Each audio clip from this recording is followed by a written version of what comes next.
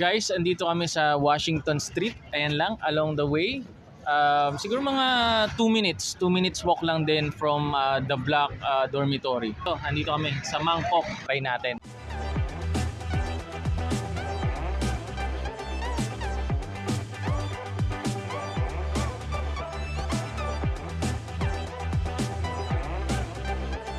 For 75 pesos to kasi Java rice. Murang-mura sa mga nagtitipid dyan.